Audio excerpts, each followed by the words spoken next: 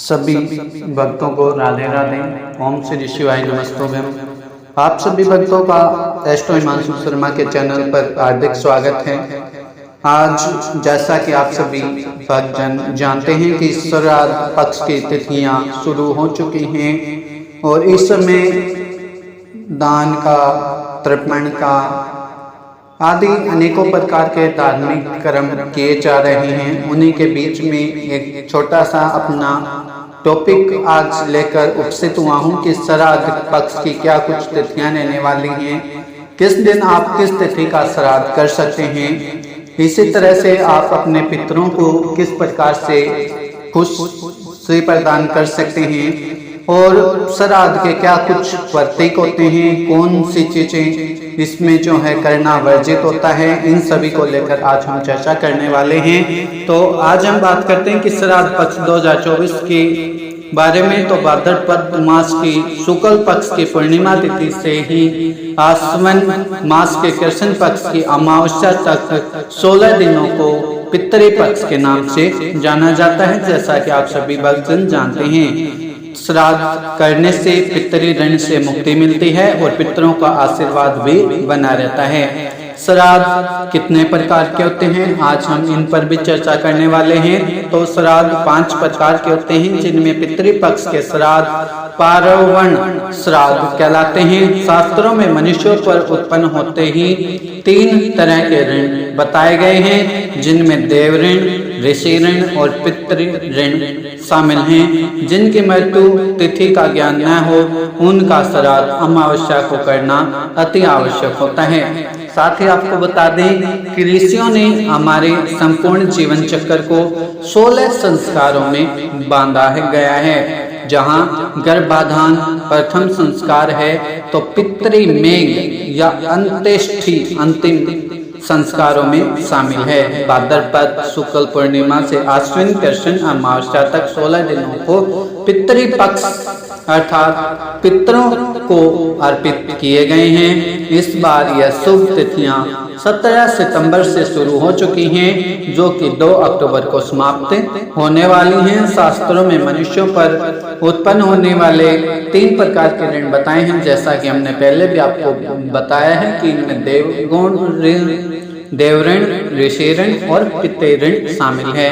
श्राद्ध के द्वारा पितृ ऋण से निवृत्ति प्राप्त होती है, इसलिए पितृ पक्ष के दौरान भक्ति पूर्वक तर्पण करना उचित होता है। पितरों को जल दिया जाता है, तर्पण का अर्थ यही होता है, और अन्यथा और किसी प्रकार का इसका अर्थ न लें। इसी तरह से आपको साथ ही बता देते हैं कि पितरों को प्रसन्न कैसे किया जाता है। इससे पहले आपसे एक बार विनम्र निवेदन है कि अगर आपने अभी तक चैनल को सब्सक्राइब नहीं किया है तो नीचे जाकर पहले चैनल को सब्सक्राइब करें, साथ ही बेल आइकन को प्रेस करना भी ना भूलें। और अगर वीडियो आपको पसंद आ रही हो तो इसे लाइक और शेयर करना भी ना भूलें। हाँ, इस बात में संदेह नहीं है कि अगर वीडियो आपको पसंद आ रही है तो इसे अन्य लोगों के पास आवश्यक रूप से शेयर करें, ताकि अन्य लोग भी इससे लाभान्वित हो सके, वो इससे इस प्रकार के लाभ से वंचित ना रहें। और मैं यही समझता हूँ कि आप इंसानियत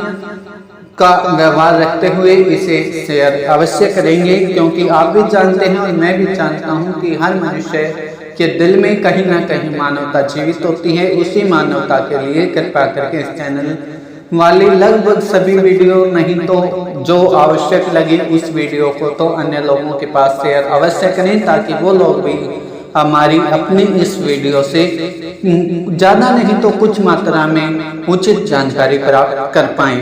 आप आश्विन मास के कृष्ण पक्ष में अब बात करते हैं कि पितरों को कैसे खुश आप कर सकते हैं। तो इस पर बता दें कि आश्विन मास के कृष्ण पक्ष में उनकी मृत्यु तिथि को अर्थात मृत्यु किसी भी मास या पक्ष में हुई हो, लेकिन इसके लिए समर्पित जो समय है वो आश्विन मास के कृष्ण पक्ष से ही शुरू होता है। जल, तिल, चावल, जौ और पुष्प अर्थात घास पिंड बनाकर या केवल सांकल्पिक विधि से उनका श्राद्ध करना, गोग्रास निकालना और उनके निमित्त ब्राह्मणों को भोजन करा देने से पितृ प्रसन्न होते हैं और उनकी खुशी के लिए पितृ ऋण से मुक्त करा देती है और पितरों के प्रति श्रद्धा व्यक्त करने का अनुष्ठान है केवल मात्र एक श्राद्ध उपाय। 5 प्रकार के, जैसा कि मैंने श्राद्ध बताया था, इस पर भी अब चर्चा करते हैं कि श्राद्ध 5 प्रकार के होते हैं, जिसमें पितृऋण अपना एक विशेष महत्वपूर्ण स्थान रखता है। पितृपक्ष के श्राद्ध पार्वण श्राद्ध कहलाते हैं। इनमें अपराह्न व्यापिनी तिथि की प्रधानता है। जिनकी मृत्यु तिथि का ज्ञान ना हो उनका श्राद्ध अमावस्या को करना चाहिए। श्राद्ध हमेशा मृत्यु होने वाले दिन ही करना चाहिए। अग्नि में जलकर, विष खाकर, दुर्घटना में या पानी में डूबकर, शस्त्र से आदि से जिनकी मृत्यु हुई हो उनका श्राद्ध चतुर्दशी तिथि को करना चाहिए। आश्विन के कृष्ण पक्ष में सनातन संस्कृति को मानने वाले लोग सभी लोगों को प्रतिदिन अपने पूर्वजों का श्रद्धा पूर्वक स्मरण अवश्य करना चाहिए। इससे पितर संतृप्त होकर हमें आशीर्वाद प्रदान करते हैं। आश्विन मास का कृष्ण पक्ष पितरों के लिए पर्व का समय माना जाता है और बताया जाता है कि इस समय हमारे पितरगण इस धरती पर हम लोगों के बीच में रहने के लिए आते हैं और हमारे द्वारा किए गए दान पुण्य से ही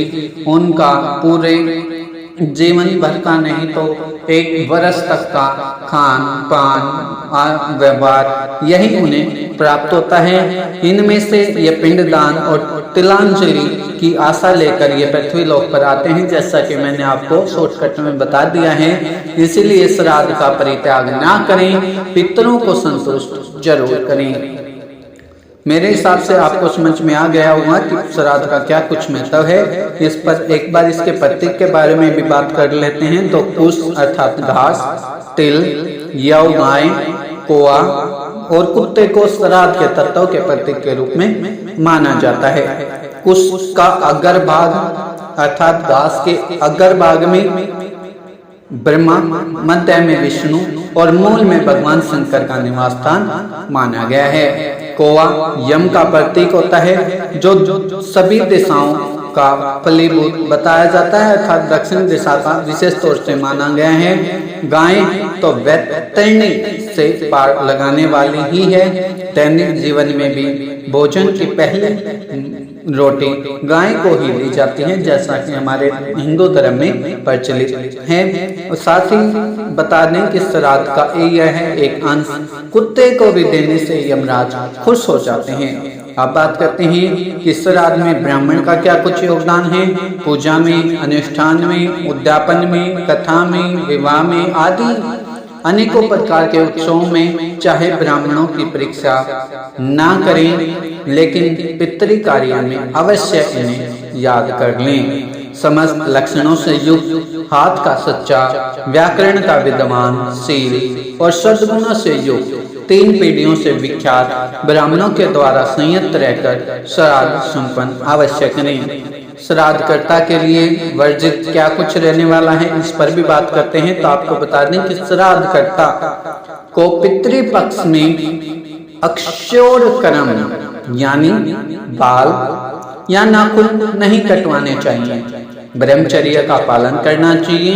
पान खाना या किसी भी प्रकार के नशीले पदार्थ का सेवन करना, तेल मालिश करना या प्राण भोजी से 7 बातें श्राद्धकर्ता के लिए विशेष रूप से वर्जित हैं। श्राद्ध के अंत में क्षमा प्रार्थना अवश्य करें, ताकि भूल चूक, जैसा कि हमारे बुजुर्गों के द्वारा भी सुना जाता है कि भैया भूल चूक लेनी देनी।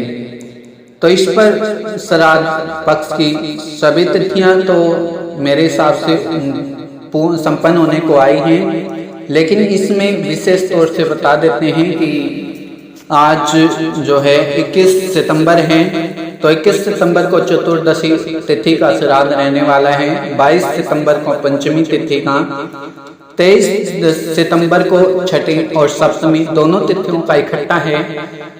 24 सितंबर को अष्टमी श्राद्ध है। 25 सितंबर को नवमी श्राद्ध है। 26 सितंबर को 10वीं श्राद्ध है। 27 सितंबर को एकादशी श्राद्ध है। 29 सितंबर को द्वादशी श्राद्ध है और 30 सितंबर को त्रयोदशी श्राद्ध है।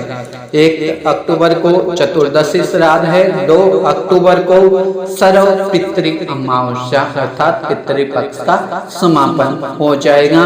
और साथ ही आप लोगों के लिए एक और विशेष सूचना रहने वाली है कि जिसको भी तिथियों में संदेह हो वो कमेंट बॉक्स में जाकर एकदम पहले प्यारा प्यारा राधे राधे कमेंट अवश्य टाइप करें और साथ ही साथ अपनी तिथि भी अवश्य टाइप करें कि वो किस तिथि के बारे में जानना चाहते हैं, ताकि उन्हें उचित जानकारी दी जा सके कि वो तिथि कब प्रारंभ हो रही है और कब समाप्त हो रही है, ताकि वो समय पर अपने तिथि के अनुसार श्राद्ध का कर्म कर सकें।